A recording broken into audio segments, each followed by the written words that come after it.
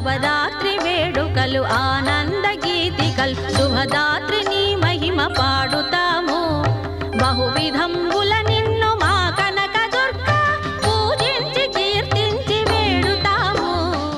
భారతమాత అన్నారనుకోండి, ఏదో పెన్ను పట్టుకుని ఇలా గీస్తే వచ్చినది కాదు. వందే మాతరం సుజలాం సుఫలాం మలయజ శీతలాం సస్యశ్యామలాం వందే మాతరం.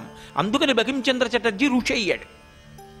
ఎందుచేత ఋషి అంటే వందే మాతరం భరతమాత. ఈ దేశమునందు అంతర్లీనముగా ఒక మాతృశక్తి ఉన్నది. ఆమె బిడ్డలం మనందరం భారతీయులం. ఆ తల్లి బిడ్డలమన్న భావన కలిపింది, అది ఋషి భావన.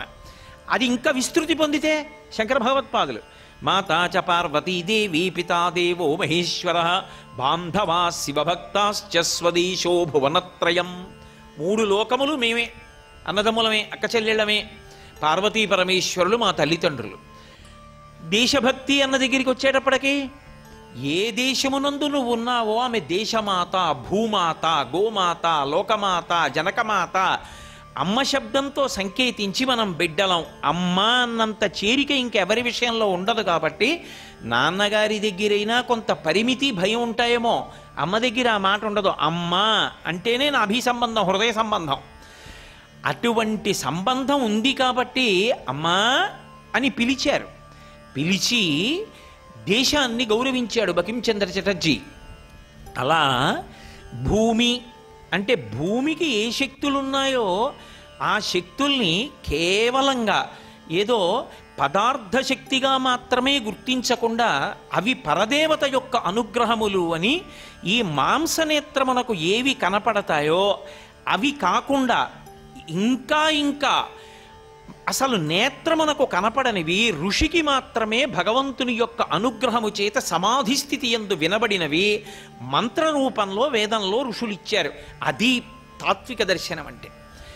ఆ దర్శనం ఒక్క భారతదేశంలో ఋషులు మాత్రమే చేశారు. అందుకే ఋషికి ప్రత్యేకం తర్పణం. ఈ దేశంలో వాళ్ళు ఒకవేళ మనుష్య సంతతిగానే జన్మించినప్పటికీ ఆయన ఋషి, ఆయనకి తర్పణం ఉంటుంది. ఋషి తర్పణము అని చెప్పి ఋషికి తర్పణం ఇస్తారు. వ్యాస భగవానుడి పేరు చెప్పి ప్రారంభంలో తర్పణం ఇస్తారు. ఎందుకని అంటే ఋషి దార్శనికుడు. భగవంతుడు చెప్పిన మాటలు, వేదమంత్రాలు ఎవరూ వ్రాయలేదు. ఆయన సమాధిలో ఉండగా ఆయనకి వినపడ్డాయి ఋషికి. ఎవరు విన్నాడో ఆయన ఏం చేశాడంటే శృతి, తన చెవితో స్వరంతో వినపడిన మంత్రాన్ని తన శిష్యుడికి చెప్పాడు. పరంపరాగతంగా పుస్తకం యొక్క ఆధారం అవసరం లేకుండా చెవిని ఆధారం చేసుకుని స్వరప్రోక్తంగా వేదమంత్రాలు ప్రమాణములుగా నిలబడ్డాయి. అందుకే ఏది ప్రమాణము? వేదమే ప్రమాణము. మొదటి ప్రమాణమేది వేదమే, శృతి ప్రమాణము.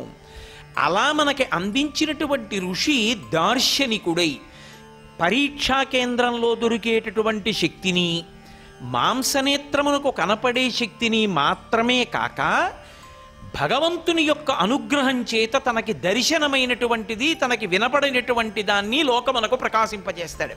మీకు ఇంకా బాగా అర్థం కావాలంటే ఒక విత్తనాన్ని తీసుకొచ్చి నేను గాలిలో దారం కట్టి వేలాడదీశాను అనుకోండి.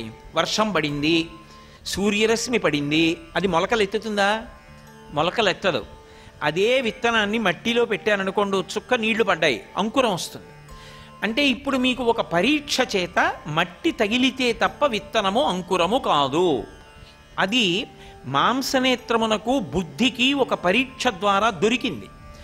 అది దొరకడం కాదు, భగవదనుగ్రహము చేత మంత్రరూపంలో అనుగ్రహిస్తాడు. అది ఋషి యొక్క గొప్పతనం. దాన్ని అమ్మవారిగా శ్లోకం చేసి, అమ్మవారిగా మంత్రం చెప్పి, అమ్మవారిగా నమస్కరించి ఆ అనుగ్రహం ఎప్పుడూ క్షేమకరంగా ఉండేటట్టుగా చేసుకోవడం ఈ జాతి యొక్క గొప్పతనం.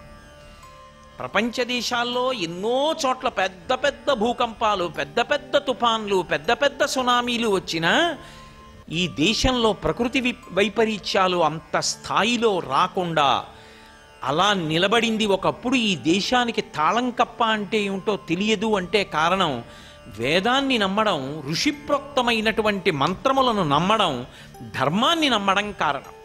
లేకపోతే తాళం కప్పలేని దేశంగా ఎలా మిగిలిపోయింది ఈ దేశం? అందుకే నేను మీతో ఇవాళ ఉదాహరణకి శర్వాణి అన్నాను. భూమి రూపంలో ఉంటుంది ఆవిడ, భూమి అందలి శక్తి రూపంలో ఉంటుంది. పోని భూమి అంటే మాంసనేత్రానికి కనపడుతుంది శివస్వరూపం. భూమిలోని శక్తి ఈ మైక్ ఉంది, మైకు కనపడుతుంది. నేను మాట్లాడిన మాటల్ని గట్టిగా శబ్దం పెంచి స్థాయి పెంచి చివర నిలబడిన వాళ్ళకి కూడా వినపడేటట్టుగా నా మాటని మార్చినటువంటి శక్తి ఇందులో ఉన్నది మీకు కనపడుతుందా? కనపడదు. అలా భూమి లోపల ఆ శక్తి ఏది అన్నది ఋషి కనిపెట్టి చెప్పాడు. ఎక్కడది ఋషికి? ఊహ కాదు. ఇది బాగా గుర్తుపెట్టుకోవాలి మీరు. ఋషిది ఊహ కాదు. ఋషిది సమాధి యందు భగవద్వాక్యం ఆయనకి వినపడింది. అందుకే వేదమంత్రములు అంత పరమసత్యములయ్యాయి. వేదంలో ఏం చెప్పబడిందో విజ్ఞాన శాస్త్రవేత్తలందరూ ఒక స్థాయి దాటిన తర్వాత దాన్ని అంగీకరించారు. ఎందుకని అంటే భారతదేశం ఏ శక్తిని అంగీకరించి నమస్కరిస్తోందో అది ఉంది ఎక్కడో, అది మాకు కనపట్టలేదు, కానీ దాని అనుగ్రహమే ఇదంతా అంటున్నారు.